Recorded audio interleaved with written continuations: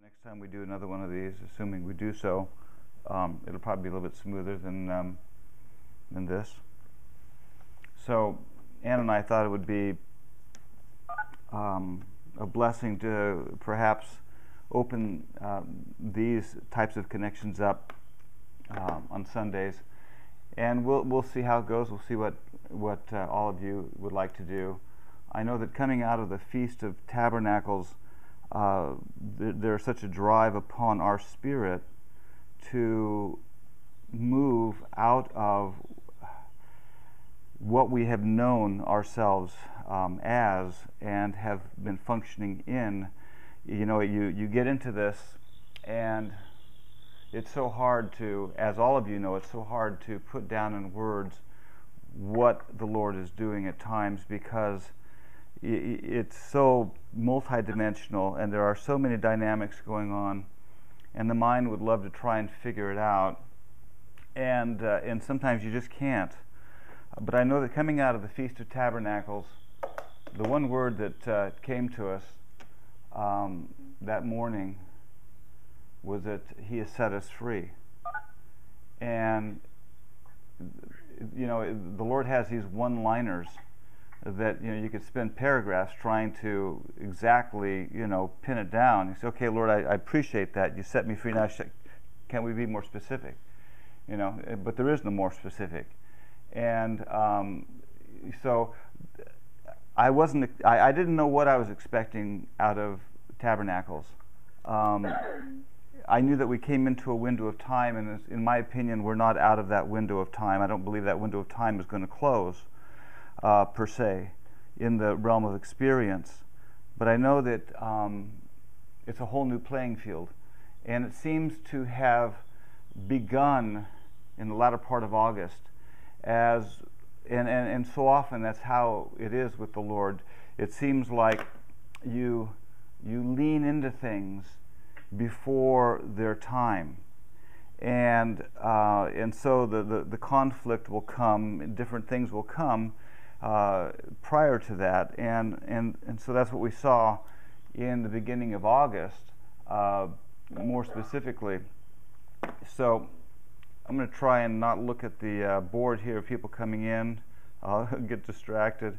But so the last couple of months have been interesting in trying to get our bearings, and I believe that in a walk with God, you're constantly getting your bearings, and I don't know that we really ever do really get our bearings, because the Lord is moving so quickly in so many ways.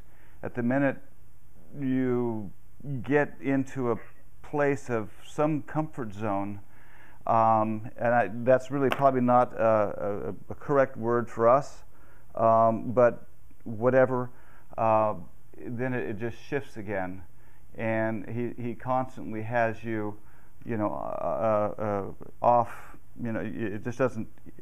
You know, it just doesn't get real locked down. And I was talking to Ann this afternoon. She's back in Oklahoma City for a week, and I said, you know, the Lord has never said that this was going to be easy per se, and he began.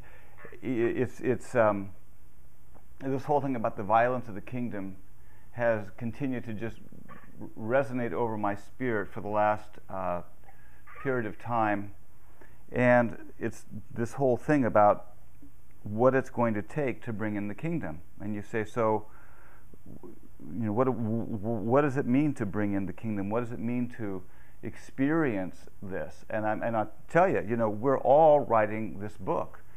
Nobody has this thing down to say, okay, well, I can tell you what resurrection life is like. Can you? You know, or any of this. You know, you just can't. It's kind of like talking about satanic conflict or the travail that we're in. You can't really explain it. We reach in to impart it to one another, and out of that comes an experience, and even sometimes at that point you can't really explain it to yourself. One of the challenging things in our walk with God is that He's meeting us, but we're not always that aware of Him meeting us. You would like to think that it's really black and white, but it's not. Oftentimes, it can be days, weeks, it can be longer. You look back and you say, oh my God, the Lord met me, and I didn't see it, didn't recognize it. And so much of our difficulty, and I can sound like a broken wheel, has been coming to a place where we can see. Easy enough. And what was the challenge the Lord gave me yesterday? And I thought, well, this is good. And I went out. I was up at the beach this morning, just kind of walking. And the Lord said, you're looking, but you're not seeing. And I thought, so Lord, are we into this ministries walking thing? But it wasn't so much that, that's something different. And I began to understand that when God brings you into another level, it's almost like, well, it's not almost. You have to turn around and let go of everything from the prior level. You can't bring the baggage in. Oh, I have these gifts, I have these anointings, I have this understanding, I have this and this and this. And that's good. And it's been a foundation to bring you to this point. And then all of a sudden he says, okay, good. That was great. You got it. And now you need to let it all go, because I'm going to build another foundation that's going to take it further. And, so often, how many times have we gone out and bought a dozen Bibles? You buy the Bible, you're writing it up, and so all of a sudden you realize, oh my goodness, I can't keep this Bible. I'm looking at it, it's got all my notes, and God's moved on. So you retire the Bible, go get another one. Or in this case, in the day of the electronic age, we just, download another one, or whatever we do. It's too funny. But so this was the challenge that we began talking about this morning, is we have come out of tabernacles, or this vortex of time, or this window, in a new place.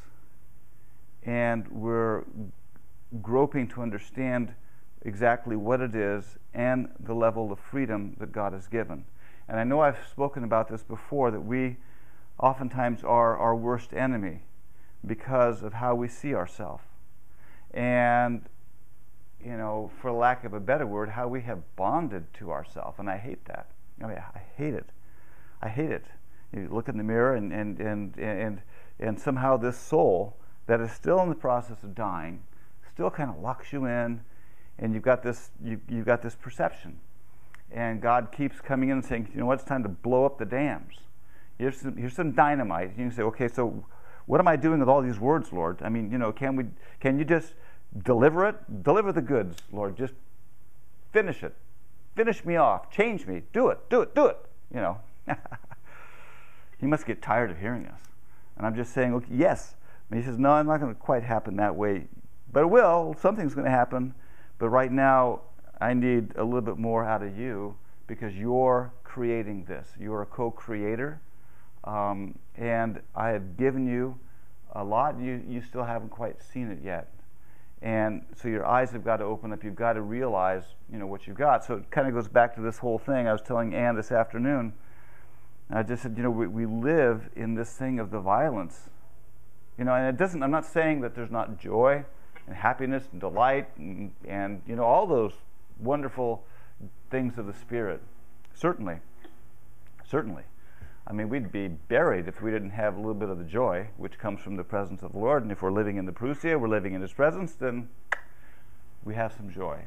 But there's a subroutine going on in the background of our computer here.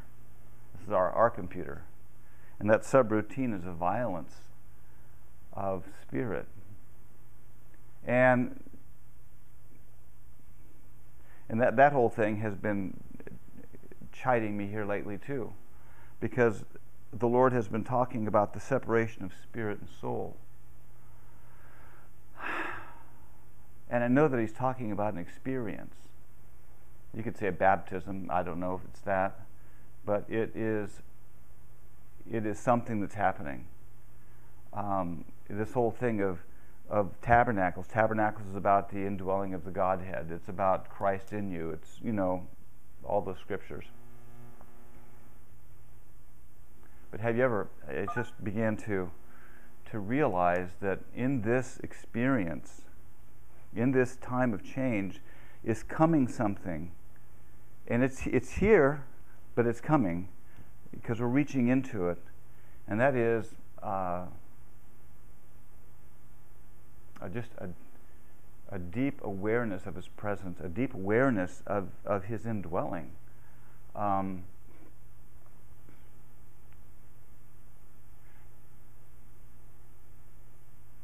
It's so there's almost this this dynamic happening. You can go out there and you've ministered to people, and people that might have a dozen entities, or several on board, or the 7 faces of Eve, and you've got all these things going on because the spirit world seeks to embody itself, which is interesting, and there's a lot of that stuff going on.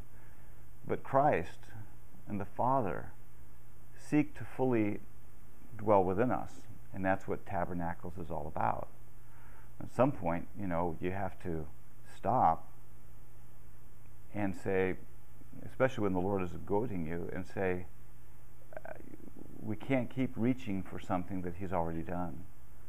And so there is a level of experience and change that has come, and that Ann and I are more and more aware of just in the last 10 days of this indwelling presence of God. And at the same token, there's a dawning awareness of our spirit. We've come into the day of spirit. Everything is about spirit.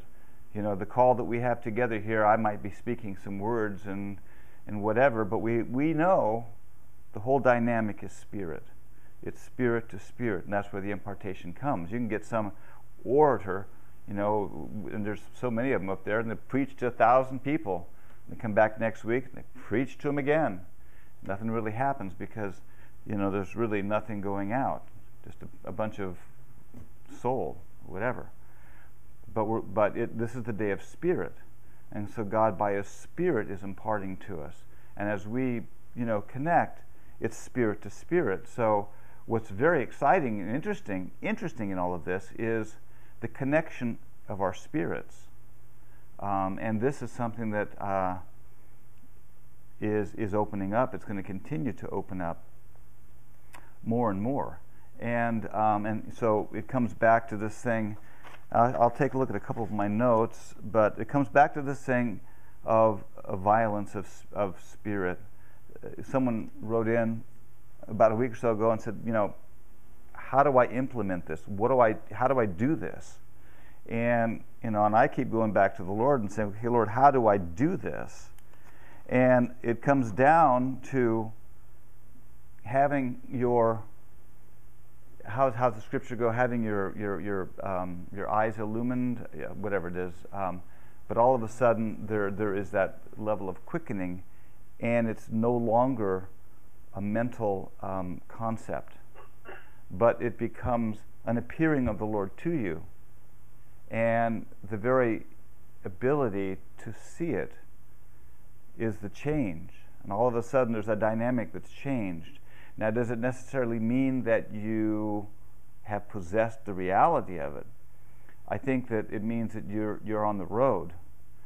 But what I have found over the years is that the minute something really becomes alive in your spirit, then you have leverage, and that's the point that you go into travail.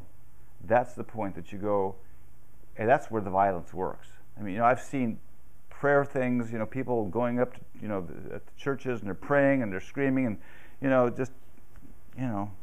it's just a lot of soul. But the minute something is really imparted, quickened, you come alive to it, then whether you like it or not, you're thrown into the travail to bring it forth, to manifest it on the physical level. And so coming out of tabernacles,